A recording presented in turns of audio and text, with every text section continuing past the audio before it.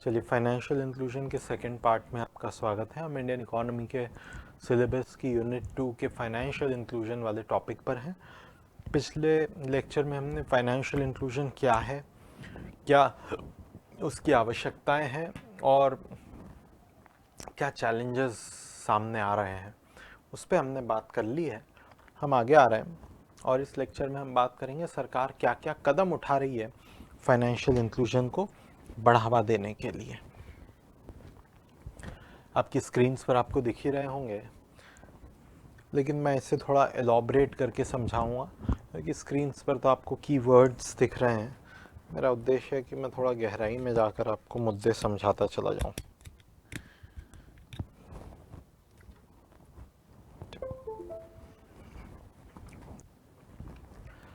आपको अगर कोई कभी पूछ ले कि भाई फाइनेंशियल इंक्लूजन पे क्या क्या इनिशिएटिव्स लिए गए हैं, तो आप उससे ऐसे रैंडमली मत सोचिएगा कि ये भी बोल दूं वो भी बोल दूं।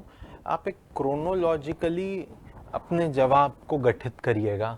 क्रोनोलॉजिकली मतलब कि वक्त के साथ कि कब कौन सी चीज़ कैसे क्या हुई है। जैसे मैं एक उदाहरण दूं आपको, तो आप शुरुआत कर सकते हैं इसमें कि भाई सबसे पहले तो आरबीआई का नेशनलाइजेशन हुआ। इसने फाइनेंशियल इंक्लूजन को बढ़ावा दिया क्योंकि भारत में अब जो रेगुलेटर बना वो पूरी तरीके से सरकार की ओनरशिप में था। ये आप लिख सकते हैं। दूसरा पॉइंट आप लिख सकते हैं कि इसके बाद LIC लाइफ इंश्योरेंस कॉरपोरेशन का नेशनलाइजेशन हुआ 1956 में। इससे जीवन बीमा के मुद्दे पर लोगों में विश्वास आया कि भाई जीवन बीमा सिर्फ और सिर्फ एक प्राइवेट सेक्टर के अधीनस्थ फाइनेंशियल इंस्ट्रूमेंट ना होकर सरकारी दखल है इसमें। इसमें सरकारी दखल हमारे लंबे अवधि के निवेश को सुरक्षित बनाता है, तो अपन भी खरीदते हैं जीवन बीमा। अपन भी खरीदते हैं अगर ऐसा सोच डेवलप हुई तो इससे फाइनेंशियल इंक्लूजन तो बढ़ा इंश्योरेंस के सेक्टर में। फिर और आगे जाइएगा और 1969 और 1980 की बात कर लीजिएगा एक साथ, जब जब बैंक नेशनलाइजेशन कर दिया इंदिरा जी ने, उस पर बात कर लीजिए।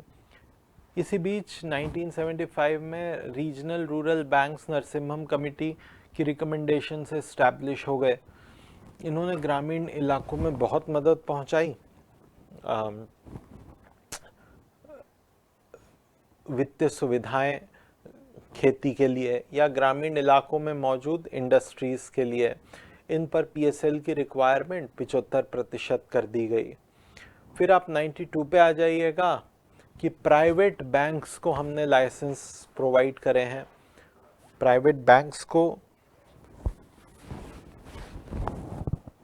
लाइसेंसेस प्रोवाइड करने का फ़ायदा ये हुआ है कि आज जो आसपास आपके आप महंगा ही सही पर जो एफिशिएंट ताना बाना बैंकिंग व्यवस्था का देख रहे हैं, all thanks to the launch of private bank since LPG reforms. फिर 2013 पे आ जाइएगा कि भारत में स्मॉल फाइनेंस बैंक और पेमेंट्स बैंक जैसे वित्तीय संस्थानों को लॉन्च करने के लिए अनुमति दी गई नचिकेत मोर कमेटी के रिकमेंडेशन पर, ताकि सिर्फ ब्रिक एंड मोर्टार ब्रांचेस से ही फाइनेंशियल इंक्लूजन ना बढ़े, बल्कि हाई टेक्नोलॉजी और लो कॉस्ट ऑपरेशन से भी हम फाइनेंशियल इंक्लूजन को बढ़ा सकें। ये कुछ प्रमुख क्रोनोलॉजिकल इवेंट्स हैं जो आप डाल सकते हैं, वही यहाँ पर लिखे हैं। लेकिन इसके साथ ही ना आपको कुछ योजनाएं भी डालनी होंगी कि क्या क्या कदम उठाए गए हैं। ये तो क्रोनोलॉजी हो गई। कुछ योजनाएं जैसे आप किसान क्रेडिट कार्ड पर बात कर लीजिएगा, आप मुद्रा योजना पर, आप जनधन योजना पर बात कर लीजिएगा। लेकिन उससे पहले कुछ रैंडम कदम की भी हम बात कर लेते हैं जो इस क्रोनोलॉजी में नहीं बैठ रहे लेकिन फिर भी महत्वपूर्ण है।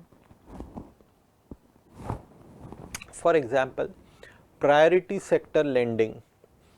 Government has imposed a target of 40% of the total loans that banks should offer under priority sector of health, education, renewable energy, agriculture, SC, ST women, MSME, import and export, renewable energy, health care etcetera. तो इससे भी financial inclusion बढ़ेगा। दूसरी बात, you can talk about the enterprise in weaker sections are being specially focused through various initiatives like granting of subsidy, like Mudra Yojana, etc., like Startup India, etc. ऐसे ही अगर आगे बढ़ें तो कुछ योजनाओं पर भी बात करेंगे हम कि कौन सी योजनाएं सरकार रन कर रही है जिससे फाइनेंशियल इंक्लूजन बढ़ा है। सबसे पहले रीजनल रूरल बैंक पे बात करते हैं। योजना नहीं है, कानून के तहत, आरआरबी एक्ट के तहत बनाए गए बैंक है, पार्लियामेंट ने ही बनाए हैं। तो मैं थोड़ा साइड होता हूं और आपको पूरी विजिबिलिटी देना चाहूँगा। मैं जस्ट मिनट, हाँ, अब आप शांति से इसे पढ़िएगा। मैं तो आपको समझा ही रहा हूँ, पर मैं बीच में नहीं आना चाह रहा क्योंकि बहुत अच्छे पॉइंट्स यहाँ पर मेंशन्ड है। मैं बीच में रहूँगा तो आधा अधूरा पढ़ पाएंगे आप, इसलिए मैं आपकी नज़रों से दूर हो चुका हूँ कुछ क्षणों के लिए। आरआरबी स्टैब्लिश हुए थे 26 सितंबर 1975 एक ऑर्डिनेंस के माध्यम से, और फिर बाद में इनका कानून बना आरआरबी एक्ट 1976।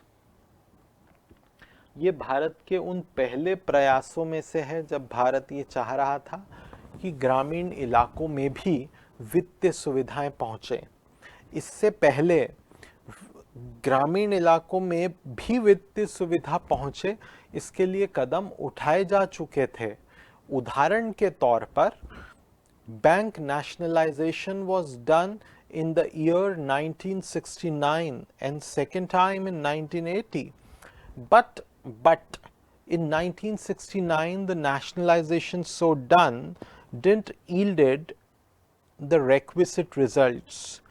जो उम्मीद भरे नतीजे की हम आस लगाकर बैठे थे कि बैंकों के राष्ट्रीयकरण से हमें नजर आएंगे, ऐसा कुछ होता नजर नहीं आया। इसका नतीजा हमने बोला कि एक और ग्रामीण विकास के संदर्भ में वित्तीय संस्थान की आवश्यकता है। उसी वित्तीय संस्थान की आवश्यकता को हमने पूरा करा आरआरबी एक्ट 1976 बनाकर। Under this act RRBs still function in India. The irony is, ये विडंबना है, ये विरोधाभास है कि ग्रामीण इलाकों को संपन्न बनाने के लिए जो आरआरबी बनाए गए वो खुद ही दरिद्रता से और घाटे से जूझ रहे हैं। आगे फर्स्ट आरआरबी कहाँ बना था? ये पहले आरआरबी की फोटो यहाँ पर आप ब्लैक एंड व्हाइट में देख पा रहे होंगे। Prathama bank of Moradabad, Uttar Pradesh, made history as the first regional rural bank which was established on 2nd October Gandhi Jayanti 1975. This pioneering institution set the template for specialized rural banking that would later expand across the country. सिर्फ आपको समझाने के लिए भारी भरकम अंग्रेजी है, वरना फैक्ट तो बस इतना है कि प्रथम बैंक भारत का पहला ग्रामीण बैंक है। कुल मिलाकर जो रीजनल रूरल बैंक्स का काम है, ऐसा मत सोचिएगा कि ये सिर्फ और सिर्फ खेती किसानी के लिए लोन देते हैं, ये गलत सोच है। ये ग्रामीण इलाकों के लिए अपने 75% लोन चलाते हैं। इनफैक्ट ये अपने 25% लोन तो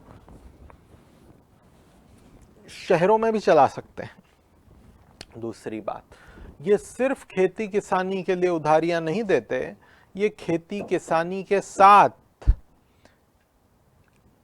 छोटे उद्योगों को भी उधारियां देते हैं। लेकिन किस शर्त पर? What is the prerequisite that regional rural banks will offer loans also to industries? The prerequisite is that these industries should be located in rural areas. If these industries, even if they are small or cottage industry, but if they are located in urban areas, RRB will say कि नहीं देता तुझे loan. I hope you got this point. मेरा screen से हटने का उद्देश्य था कि आप ये 3 कॉलम बहुत अच्छी जानकारी के साथ शांति से पढ़ लें, इन बढ़िया सुंदर इमेजेस को देखते हुए. आगे बढ़ते हैं. कौन कौन सी स्कीम्स भारत सरकार चला रही है भारत में फाइनेंशियल इंक्लूजन को बढ़ावा देने के लिए. यहाँ पर पहली बात हम करते हैं मुद्रा योजना पर. मैंने मुद्रा पे और अलग से भी जानकारी यहाँ मेंशन कर रखी है, इसे देख लेते हैं अपन. मुद्रा योजना, मुद्रा योजना एक चीज़ है और मुद्रा एक चीज़ है. देखते हैं क्या है, सुनिएगा. मुद्रा का फुल फॉर्म है micro unit development refinance agency. ये वो वित्तीय संस्थान है जो रीफाइनेंस का काम करता है. उसके नाम में ही रीफाइनेंस है, micro unit development refinance agency. अब ये रीफाइनेंस क्या बला है, समझते हैं कि रीफाइनेंस क्या बला है.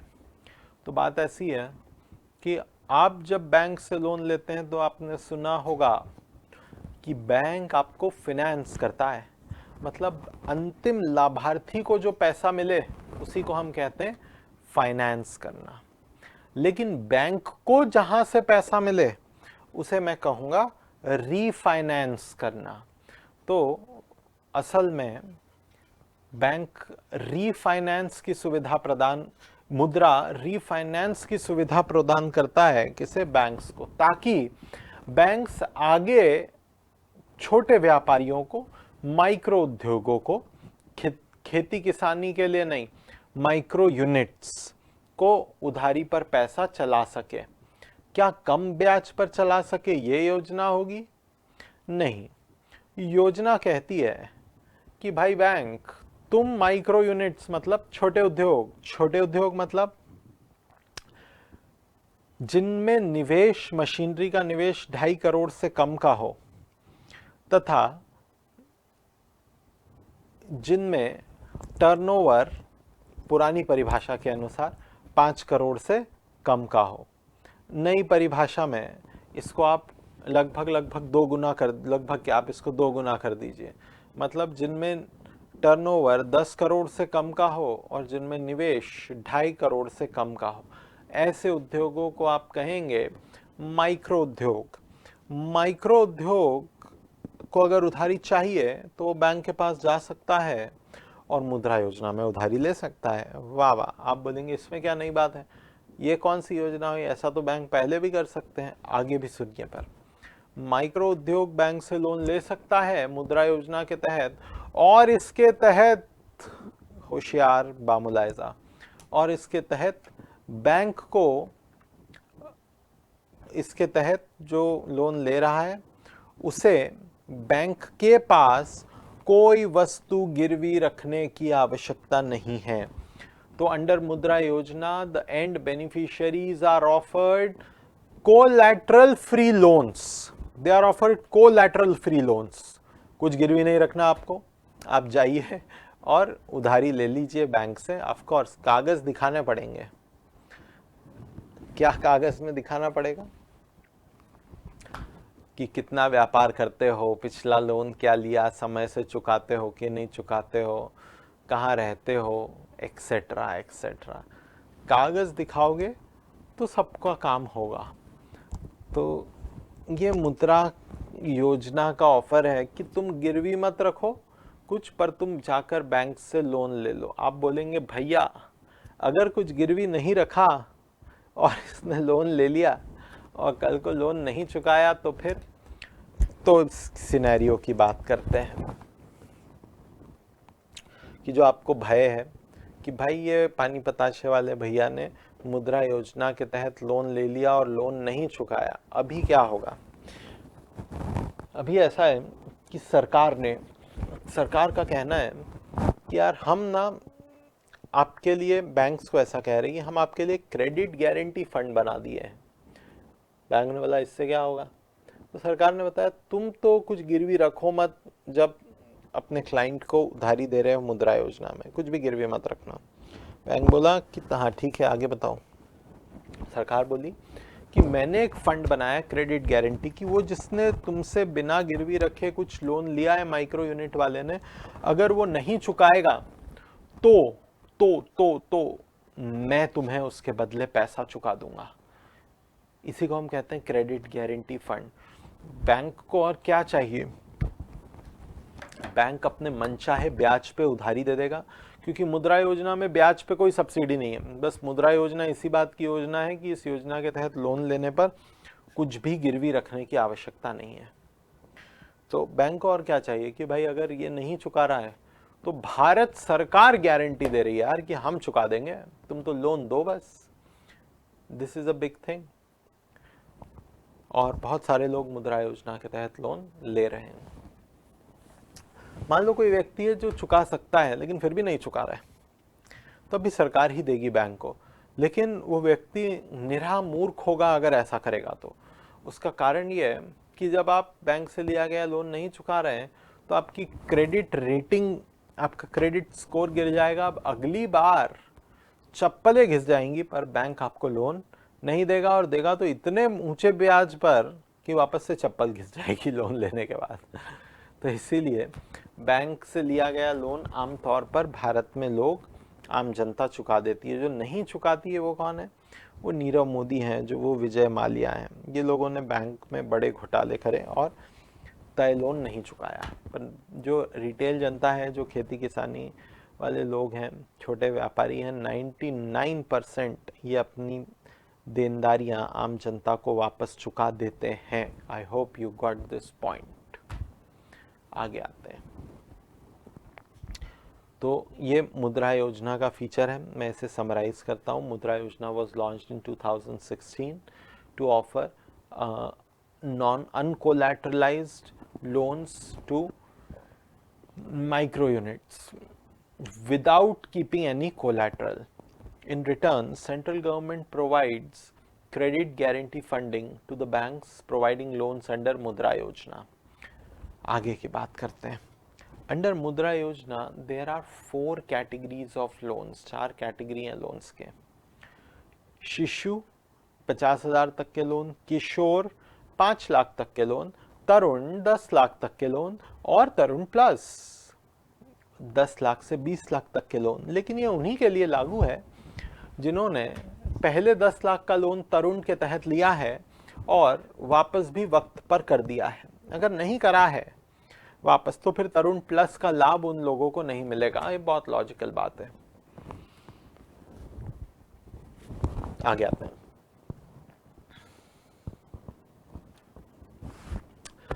ये जो स्कीम लॉन्च हुई थी तरुण प्लस की, this was launch somewhere in the budget of 2024। I hope you got this point. What are the key points of Mudra Yojana? एक बार आपको वापस से 1 मिनट दे देते हैं, आप शांति से इसे पढ़ लीजिए, फिर अपन आगे बढ़ते हैं।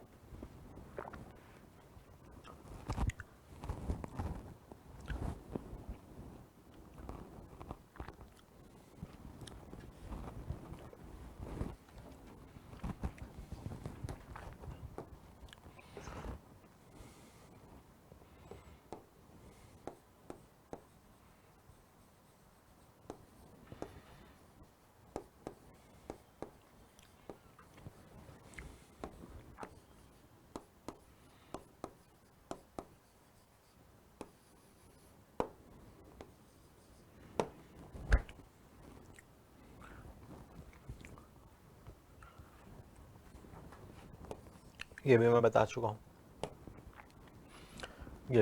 चुका हूँ,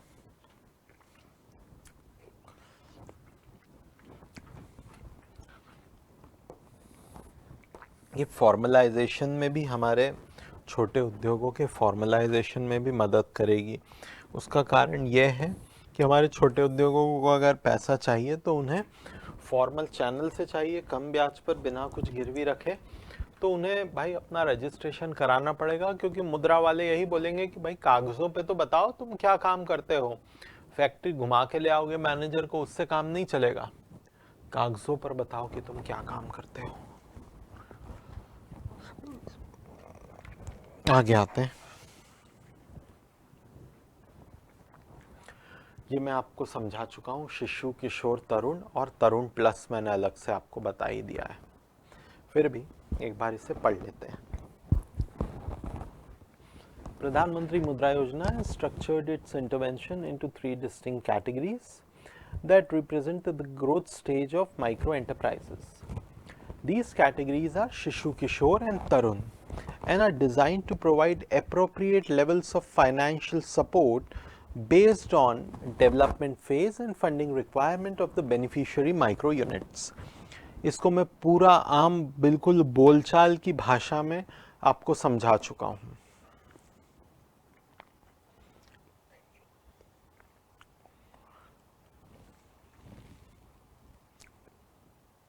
आगे बढ़ते हैं, अगर यह समझ में आ गया तो। अगला जो कदम है वो बहुत बड़ा कदम है, केंद्र सरकार ने लिया है। 28 अगस्त 2014 को एक योजना लॉन्च करके। कौन सी योजना? प्रधानमंत्री जनधन योजना। क्या था योजना का उद्देश्य, क्यों लॉन्च करी? मैं साइड में हूँ क्योंकि यहाँ पर इम्पॉर्टेंट फैक्ट्स है, मैं बीच में आकर आपकी लय नहीं बिगाड़ना चाहता बिल्कुल। सो डोंट थिंक कि मैं कहीं चला गया हूँ।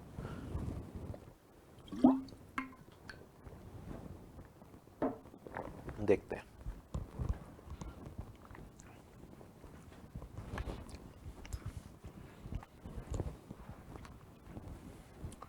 हर परिवार में एटलीस्ट एक बैंक खाता हो।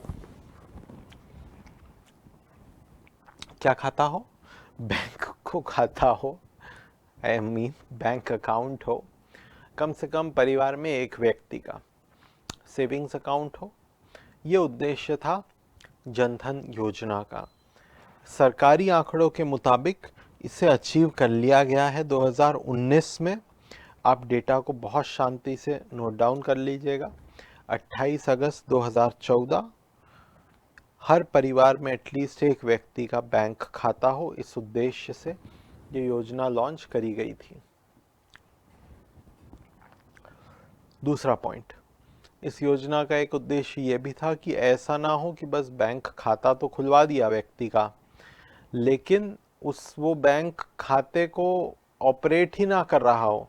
तो इसलिए ज़रूरी है कि फाइनेंशियल लिटरेसी भी ऑफर करी जाए खाता धारक को, जिससे कि वो उसको इस्तेमाल कर सके, उससे एसोसिएटेड फ़ायदे नुकसान को समझ सके और उसका मीनिंगफुल फाइनेंशियल इंक्लूजन हो। ऐसा ना हो कि कागजी फाइनेंशियल इंक्लूजन।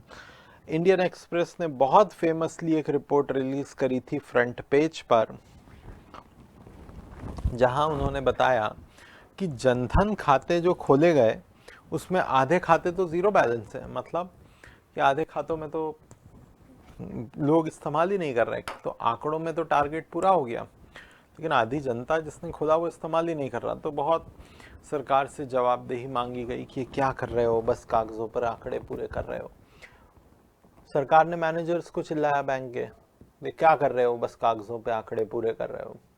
मैनेजर्स ने अपनी जेब से एक एक रुपया निकाला और इन खातों में डाल दिया। तो जनधन खाता जीरो बैलेंस रहा ही नहीं। तो अगली बार जो आंकड़ा आया वो आया कि ये तो बहुत अच्छा है, यहाँ तो ऑपरेशंस हो रहे हैं। इससे कुछ अचीव नहीं होगा। अगर अचीव करना है तो फाइनेंशियल लिटरेसी कैसी होनी चाहिए? मीनिंगफुल होनी चाहिए कि भाई व्यक्ति एक्चुअली में ऑपरेट करता हो, उसको उसका लाभ मिलता हो, डेली बेसिस पर ट्रांजैक्शंस होते हो। जो 65 साल से कम के खाता धारक हैं उन्हें accidental death coverage up to 2 lakh rupees भी प्रोवाइड कर रहा है ये खाता। एक प्रकार से फाइनेंशियल सिक्योरिटी भी प्रोवाइड कर रहा है। खास तौर पर उनके लिए लाभकारी है जिनका कोई इंश्योरेंस मौजूद नहीं है।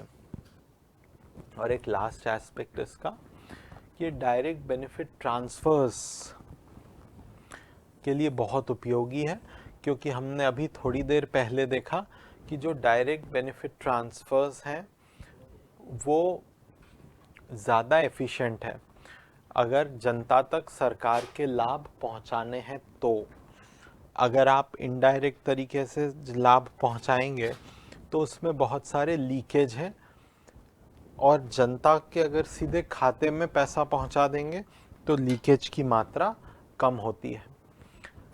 तो खाते में तो तभी पैसा पहुंचा पाएंगे, तभी खा पाएंगे, मतलब जब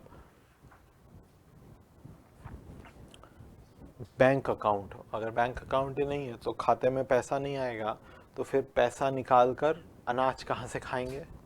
आई hope you got this point. अगला, जनधन योजना के और कुछ फीचर्स। मोबाइल बैंकिंग से जुड़ा हुआ है।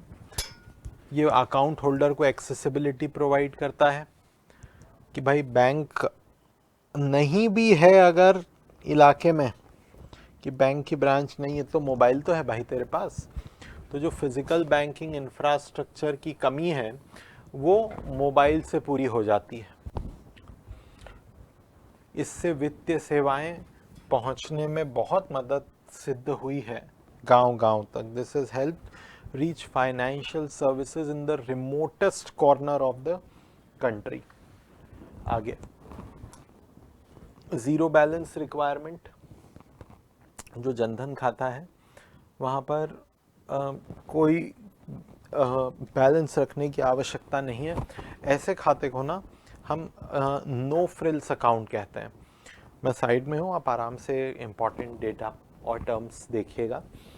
इसे हम नो फ्रिल्स अकाउंट कहते हैं। नो फ्रिल्स अकाउंट का मतलब होता है, फ्रिल का मतलब होता है तामझाम, कि बिना तामझाम का अकाउंट। HDFC, ICICI ये थोड़े ऐसे बैंक है जो बहुत सारे तामझाम के साथ आपको अकाउंट देते हैं। कैसे? डेबिट कार्ड दे देंगे कुछ दिनों में, क्रेडिट कार्ड, फिर लोन ऑफर, फिर बोलेंगे एक रिलेशनशिप मैनेजर भी प्रोवाइड कर देते हैं आपको, एक्सेट्रा। ये तामझाम है। लेकिन इस सब के बदले एक बड़ी कीमत लेंगे। क्या कीमत लेंगे? बोलेंगे मिनिमम बैलेंस सर 1 लाख होना चाहिए आपका। तो ये तामझाम वाले अकाउंट है। हमारा जनधन क्या है, वो कहता है भाई मिनिमम बैलेंस 0, पर कोई तामझाम की उम्मीद मत करना मुझसे कि आओगे तो मैं ठंडा पानी दूंगा।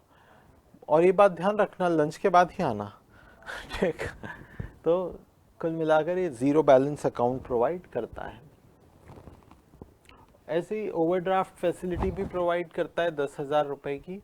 ओवरड्राफ्ट का मतलब कि आप कितने रुपए अपने अकाउंट में जमा रुपए से ज़्यादा निकाल सकते हैं। इसका ये मतलब होता है कि मेरे बैंक अकाउंट में मान लो 7,000 रुपए हैं, लेकिन मुझे 17,000 की आवश्यकता है। तो अगर मेरा जनधन खाता है और मेरा बैंक मैनेजर एग्री करता है तो मैं 17,000 रुपए विड्रॉ कर सकता हूँ। 10,000 का ओवरड्राफ्ट हो जाएगा। एक प्रकार से छोटी अवधि की उधारी हो जाएगी जो ब्याज समेत वापस चुकानी होगी। लेकिन ये सबको मिलेगी ऐसा जरूरी नहीं है। ये उन्हें ही मिलेगी जिन्हें बैंक मैनेजर का विवेक देने के लिए कहता है। ये बैंक मैनेजर के डिस्क्रिशन पर है। आई hope you got this point. और चौथा पॉइंट कि वाकई में जनधन योजना से लाभ हुआ है। इसने लगभग 51 करोड़ बेनिफिशियरीज को बैंकिंग सिस्टम में ला दिया है। और सरकार का ऐसा अनुमान है कि जनधन योजना के बाद जो बैंक खाते खुले तो सरकार ने अपनी इनडायरेक्ट सब्सिडीज बंद करी और सीधे इन बैंक खातों में पैसा ट्रांसफर करा। उससे वो जो इनडायरेक्ट सब्सिडी के लीकेज थे वो कम हुए। कितनी मात्रा में कम हुए? सरकार का अनुमान है 34 लाख करोड़ की बचत कर ली है सरकार ने लीकेज को रोककर।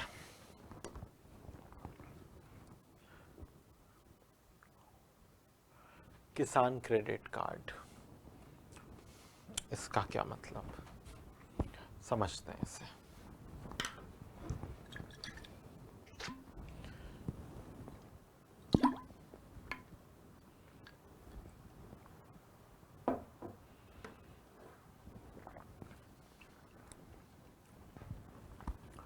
1998 में लॉन्च करा गया था।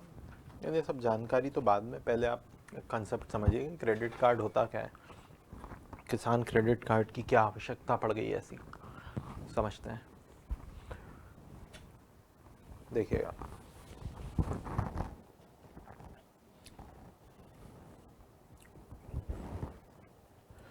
आपने क्रेडिट कार्ड की फंक्शनिंग तो समझी ही होगी। फॉर एग्जाम्पल, आपको 100 रुपए की आवश्यकता है आज, तो आप क्रेडिट कार्ड से यूज़ कर लो, अगले महीने जमा कर देना वापस। लेकिन उस महीने फिर आवश्यकता आ गई तो फिर क्रेडिट कार्ड से यूज़ कर लो, फिर अगले महीने जमा कर देना। मतलब बार बार उधारी ले लो और फिर जमा कर दो, फिर उधारी ले लो फिर जमा कर दो। इसी फाइनेंशियल इंस्ट्रूमेंट को हम कहते हैं credit card. Now thing is that कि ऐसा तो किसानों को भी आवश्यकता पड़ती है ना। आप बोलेंगे ऐसा कैसे, ऐसा क्या उनको क्रेडिट कार्ड से खरीदना है? नहीं, खरीदना नहीं, उनका व्यवसाय ही कुछ ऐसा है। बोले कैसा है? तो लंबी अवधि का है कि आज पैसा लगाएंगे तो 6 महीने बाद अगला पैसा आएगा। कैसे? जैसे आज बोनी करी, गेहूं के बीज बोए, तो करीब 5 महीने 4 महीने लगेंगे जब गेहूं बिकेगा। उस बीच जीवन गृहस्थी भी चलानी है। जैसे कीटनाशक खरीदना है, फर्टिलाइजर खरीदना है, बिजली का बिल भरना है, मुन्नी की स्कूल की फीस भी भरनी है और मुन्ना का मुंडन भी कराना है। मतलब सामाजिक कार्य भी है, आर्थिक जिम्मेदारियां भी, और पैसा कब आएगा? 5 महीने बाद। किसकी आवश्यकता पड़ सकती है? लोन की आवश्यकता पड़ सकती है किसानों को। अगर इस बुरी सिचुएशन में हर बार बैंक में बुलाया जाए और बोला जाए लोन दे देंगे, ये कागज लाओ वो कागज लाओ, परेशान हो जाएगा। बेहतर तरीका है उसको एक बार कार्ड दे दो कि ये रख तेरा क्रेडिट कार्ड, 6 महीने के लिए उधारी ले ले, वापस चुका देना, जैसे ही वापस चुकाएगा फिर ले लेना, फिर चुका देना, फिर ले लेना। तो ये जो तेरे बार बार पैसों की आवश्यकता है, 6-6 महीने आप फंस जाते हो, आपको ऐसे बार बार बैंक से लोन लेने की आवश्यकता नहीं पड़ेगी। आप रिकरेंट बोरोइंग कर सकते हैं, उसी को हम कहते हैं किसान क्रेडिट कार्ड। कब लॉन्च हुआ था? 1998 में लॉन्च हुआ था।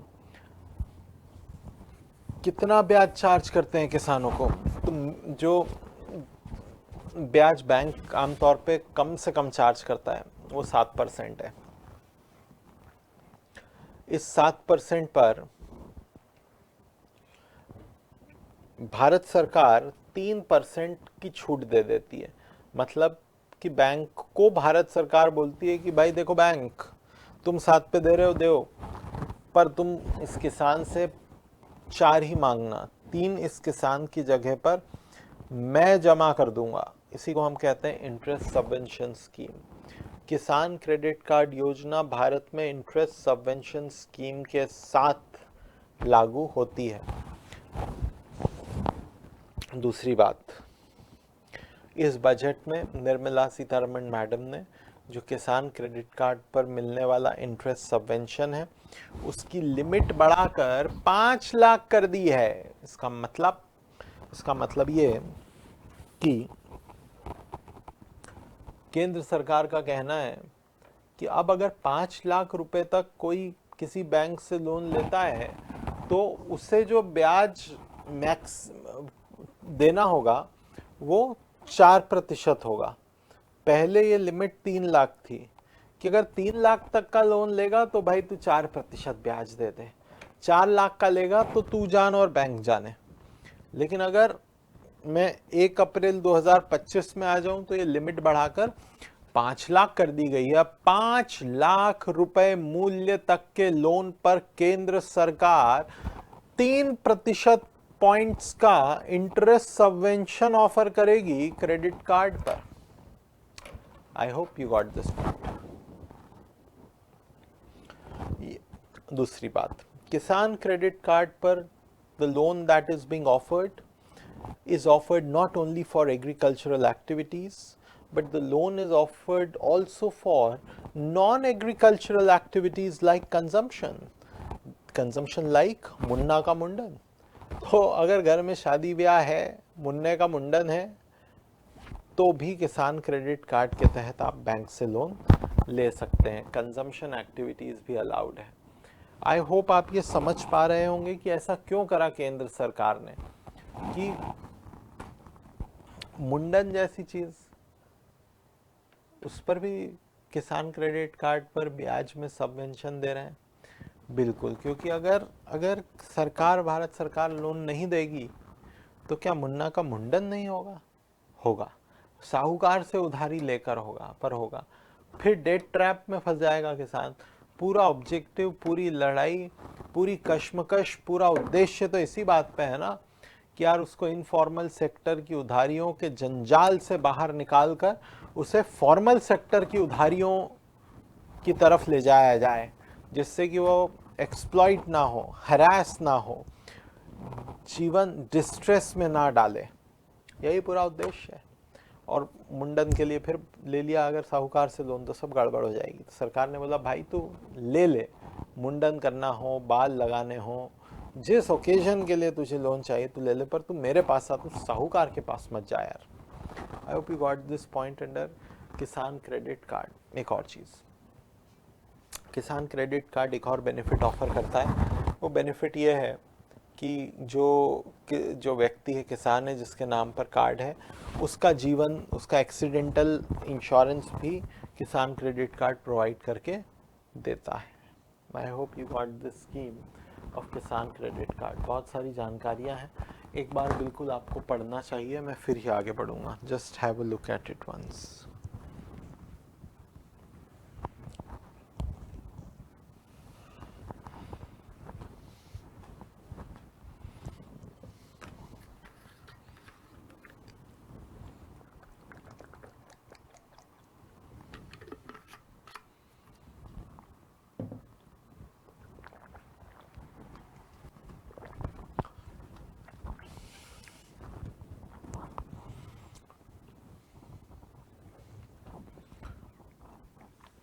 आई होप आपने ये लाइन बहुत ध्यान से पढ़ी होगी।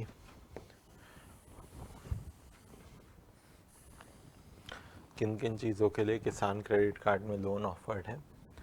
Post harvest expense, marketing loans, fisheries, animal husbandry, consumption requirement, non farm activities. कितने महत्वपूर्ण पॉइंट्स हैं। अटल पेंशन योजना, ये किसके लिए? वर्कर्स इन अनऑर्गेनाइज्ड सेक्टर, इनके लिए ये पेंशन योजना है। समझते हैं पहले क्या मतलब, फिर मैं आपकी नज़रों से हट जाऊंगा और आपको पढ़ने का मौका दूंगा। लेकिन उससे पहले अटल पेंशन योजना और अनऑर्गेनाइज सेक्टर पे बात करते हैं। क्या समझते हैं आप अनऑर्गेनाइज सेक्टर से? एक ऐसा क्षेत्र अर्थव्यवस्था का जो कानून के किसी नियम के तहत रजिस्टर्ड ना हो, जिसके अस्तित्व की सरकार को जानकारी ना हो, ऐसे सेक्टर को हम कहते हैं इनफॉर्मल या अनऑर्गेनाइज सेक्टर ऑफ इकोनॉमी।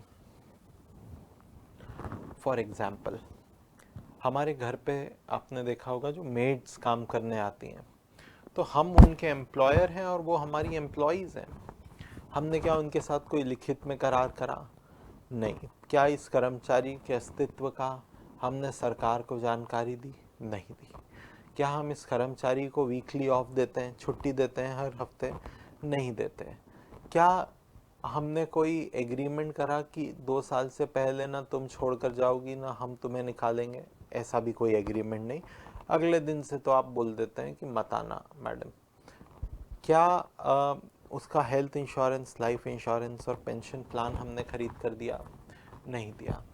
तो ऐसा सेक्टर ऑफ इकोनॉमी जहाँ पर काम करने वाले कर्मचारी के पास उसके कुछ अधिकार मौजूद ना हो, काम के घंटे तय ना हो, नौकरी की स्थिरता ना हो, सोशल सिक्योरिटी जैसे हेल्थ और लाइफ इंश्योरेंस उसे ना मिलता हो, अगर ऐसी स्थिति है तो ऐसे कर्मचारी को आप कहेंगे अनऑर्गेनाइज सेक्टर का वर्कर है। अब हमारे घर पे काम करने वाली मेड्स ले लीजिए, ठेला चलाने वाले स्ट्रीट वेंडर्स ले लीजिए, किराने की दुकान पे काम करने वाला, चाय की दुकान पे काम करने वाला छोटू ले लीजिए। ये सब अनऑर्गेनाइज सेक्टर को बिलोंग करते हैं। एक दिन ये लोग बूढ़े हो जाएंगे, ऑर्गेनाइज सेक्टर वाले भी बूढ़े हो जाएंगे जो राज्य सरकार के लिए काम कर रहे हैं। लेकिन जब ऑर्गेनाइज सेक्टर वाले बूढ़े होंगे जो राज्य सरकार के लिए काम कर रहे हैं, या फिर जो प्राइवेट सेक्टर के लिए भी ऑर्गेनाइज सेक्टर में काम कर रहे हैं जैसे रिलायंस और टीसीएस में, ये जब बूढ़े होंगे तब इन्हें कुछ पेंशन मिल सकती है, इन्हें प्रोविडेंट फंड मिल सकता है। इनका क्या, उस किसान का क्या, उस मजदूर का क्या, हमारी मेड्स जो घर पर सेवाएं देती हैं उनका क्या, उन्हें तो पेंशन नहीं मिलेगी।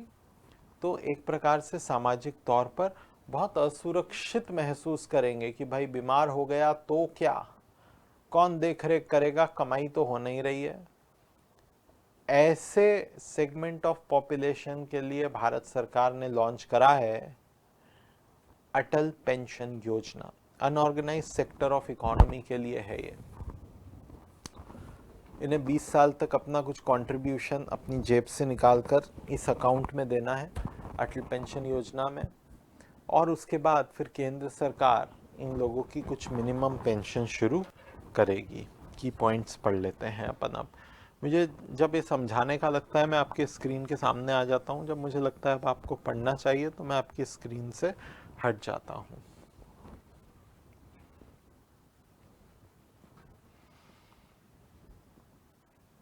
ठीक है, पढ़ लीजिए आप इसे।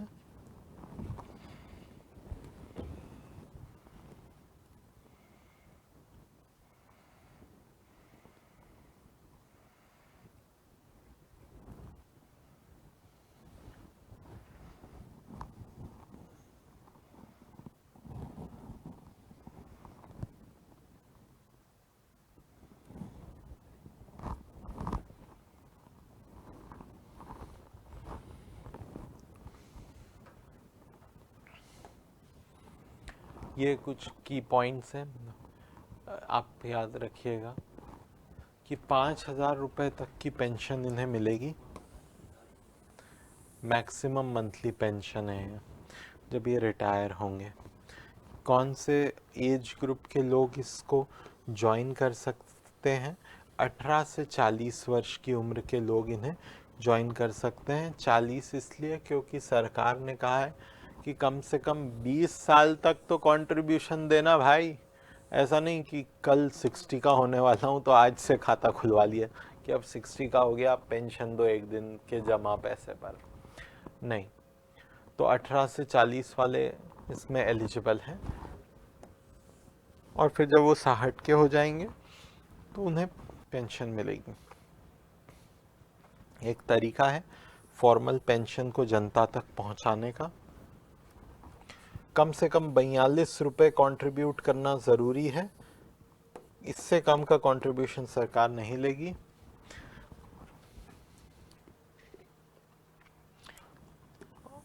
और कम से कम जो पेंशन मिलेगी, कम से कम बुरी से बुरी स्थिति में वो कुछ 1,000 रुपये की मंथली पेंशन होगी, कम से कम बोला है, और ज़्यादा से ज़्यादा 500 रुपये। तो ये कुछ की पॉइंट्स एक बार और हाईलाइट कर देते हैं आप लोगों को। 5,000 रुपये याद रखिएगा मैक्सिमम। एलिजिबल एज की रेंज याद रखिएगा, कितने साल तक कंट्रीब्यूशन करना है, 20 साल तक, ये भी याद रखिएगा। और एक 42 रुपीज़ से 1,000 रुपये नहीं, 42 रुपीज़ से आपका कंट्रीब्यूशन शुरू हो सकता है। कब? जब आप 18 साल के हैं, तो आपको कम से कम 1,000 रुपये की मंथली पेंशन मिलेगी अपॉन रिटायरमेंट। ये की पॉइंट्स हैं अटल पेंशन योजना में। स्टैंड अप इंडिया पे मैं बात कर लेता हूँ ज़रा।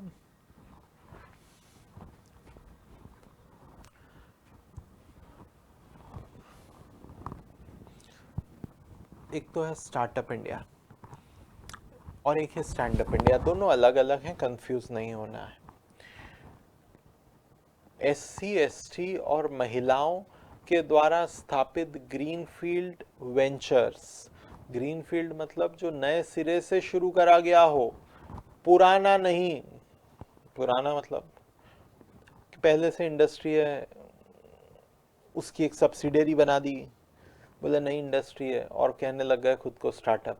नहीं, ऐसा नहीं चलेगा।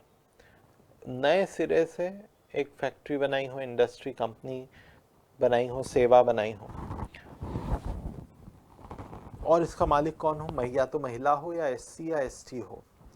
तो भारत सरकार क्या करेगी? भारत सरकार कह रही है कि हम हर बैंक ब्रांच को ये टारगेट दे रहे हैं कि तुम्हें स्टैंड अप इंडिया के तहत 10 लाख से 1 करोड़ रुपए तक का लोन इन वेंचर्स को देना है, इन ग्रीन फील्ड वेंचर्स को देना है।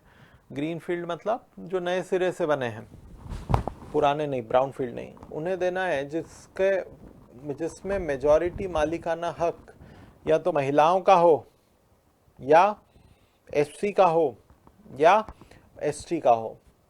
इसी को कहा है स्टैंड अप इंडिया स्कीम। तो इसके तहत स्कीम क्या है? स्कीम यह है कि जो मार्जिन मनी है वो व्यक्ति को अपनी जेब से नहीं देना है, और मार्जिन मनी सरकार कंट्रीब्यूट करेगी, depending on project to project कितना कंट्रीब्यूट करेगी। तो I hope you got this point of stand up India scheme. इसे पढ़ लीजिए, फिर हम आगे बढ़ते हैं।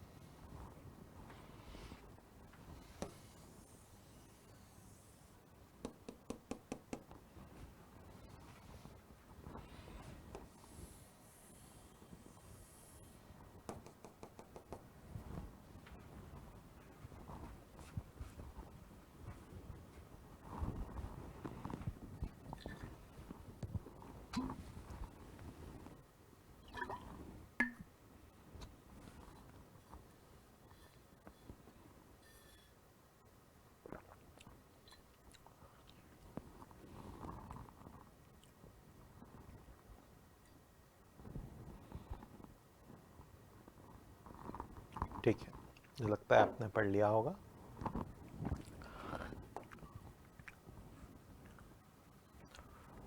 कैशलेस डिजिटल ट्रांजैक्शंस हम सब के इर्द गिर्द हैं, ज़ोर से हो रहे हैं, बहुत ही ज़्यादा ज़ोर से हो रहे हैं। कई बार जीपे से लोग इतने ट्रांजैक्शन करते हैं कि भूल जाते हैं उन्हें जीपे से ट्रांजैक्शन करने के लिए पैसा कमाना पड़ता है। गूगल जीपे में पैसा नहीं डालता। ठीक। Cashless transactions refer to payments made without any physical currency and instead rely on digital or electronic method for money transfers. ये क्या हो सकते हैं? ये क्रेडिट कार्ड हो सकते हैं, ये डेबिट कार्ड हो सकते हैं, ये प्रीपेड इंस्ट्रूमेंट हो सकते हैं, ये internet banking, electronic cheques, demand drafts and other digital payment instruments हो सकते हैं। The shift towards cashless transaction एक फंडामेंटल ट्रांसफॉर्मेशन है भारत की वित्तीय अर्थव्यवस्था में। ये ना सिर्फ लागत को घटा रहा है, ये ट्रांसपेरेंसी को भी बढ़ा रहा है, और उन इलाकों में भी हम सुविधाएं, वित्तीय सुविधाएं और वित्तीय प्रोडक्ट्स लॉन्च कर पा रहे हैं जहां पर अभी तक ये प्रोडक्ट्स नहीं पहुंच पाए थे। कोविड और डीमोनेटाइजेशन के बाद इन दो प्रोडक्ट्स, इन वित्तीय प्रोडक्ट्स, खासतौर पर कैशलेस ट्रांजैक्शंस ने बड़ी बढ़त हासिल करी है।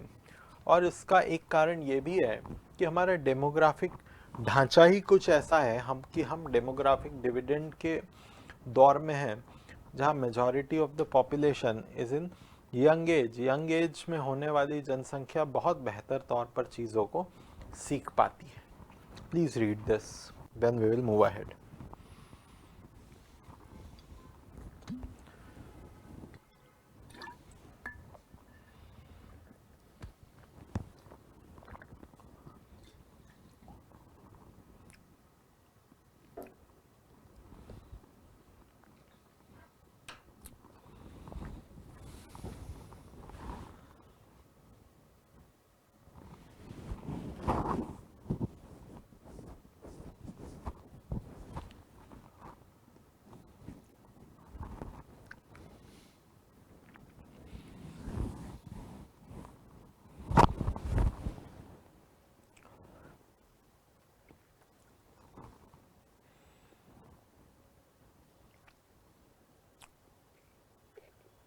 आगे बढ़ते हैं। ये कैसे डिजिटल ट्रांजैक्शंस फैले हैं भारत में, उसका एक बहुत अच्छा डेटा है। I will just explain this and tell you some information. Bharat 2013-14 में कितने कैशलेस ट्रांजैक्शन करता था? 220 करोड़। मैं रुपए मूल्य की बात नहीं कर रहा हूं, मैं नंबर ऑफ ट्रांजैक्शंस की बात कर रहा हूं। कुछ 220 करोड़ बार साल भर में डिजिटल ट्रांजैक्शंस होते थे। 2023-24 में आइए, पता है कितनी बार पूरे भारत में डिजिटल ट्रांजैक्शंस हुए हैं? 18,592 करोड़ बार। ऐसा सोचो,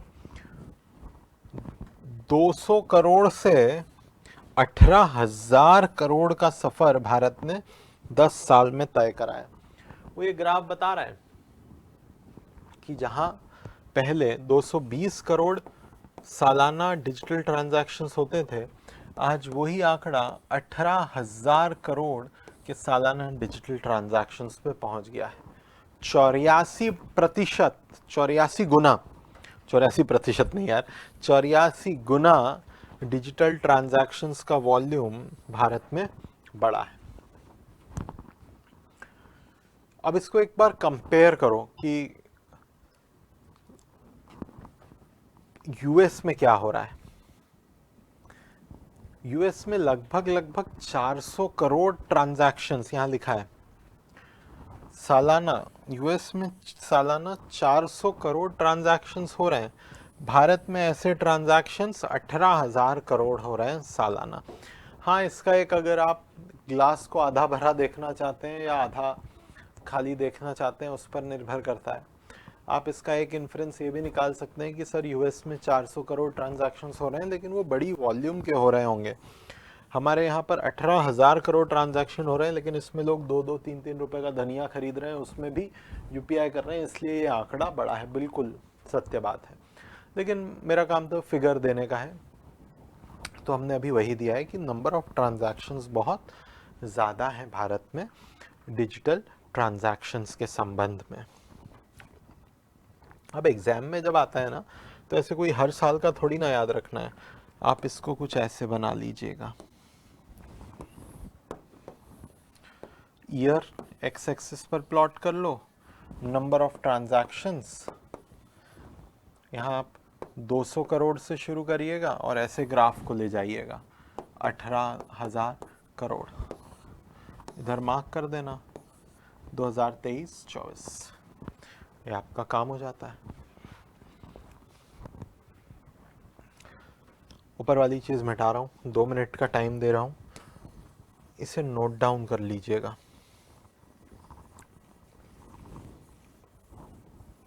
ये डेटा इंपॉर्टेंट है, this is important data.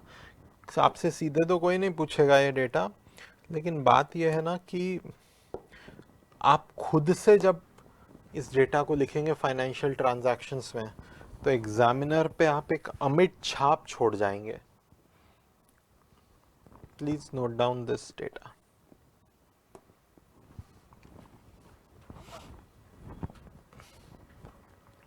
Side में हो जाता हूं मैं, आप लोग लिख लीजिए।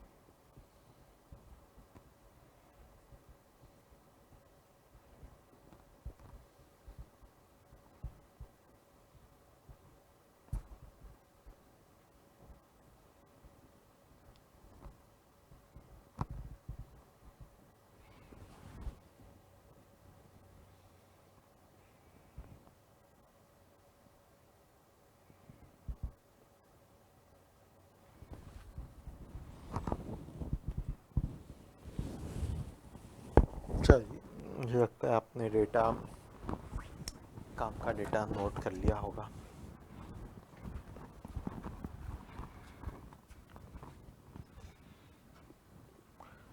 एक बार आपको इनफॉर्मल सेक्टर के बारे में भी कुछ जानकारी दे देते हैं।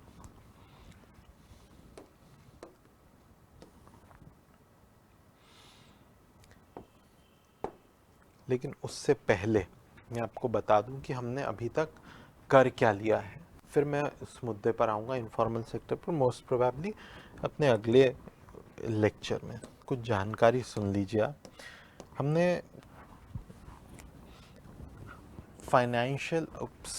फाइनेंशियल इंक्लूजन पे बात ख़त्म कर ली है।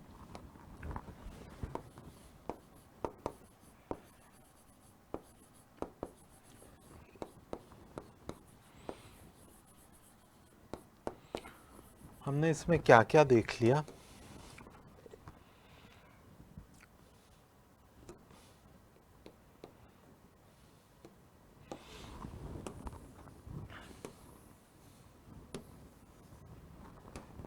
हमने शुरुआत में डेफिनेशन देख ली, हमने उसके नीड एंड ऑब्जेक्टिव देख लिया कि क्यों ज़रूरत है ऐसी, और फिर हमने इतना अच्छा है तो चैलेंजेस क्या आ रहे हैं वो देख लिए, और फिर अगर इतना अच्छा है तो सरकार क्या कदम उठा रही है, इनिशिएटिव्स देख लिए।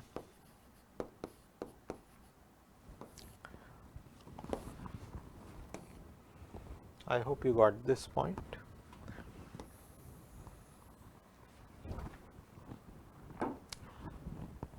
अगला मुद्दा जो हम बात करेंगे वो होगा impact of cash transactions on the informal sector. यहाँ पर एक आपका मेंस का टॉपिक, एक और आपका मेंस का टॉपिक ख़त्म होता है। अगला टॉपिक जो हम शुरू करेंगे वो होगा impact of informal sector, impact of cash transactions on informal sector. लेकिन उससे पहले मैं आपको इनफॉर्मल सेक्टर बताना चाहूँगा। आज नहीं, जब हम टॉपिक शुरू करेंगे तब हम इनफॉर्मल सेक्टर किसे कहते हैं उसे तसल्ली से समझेंगे। तो मिलते हैं अगले लेक्चर में। धन्यवाद आपका।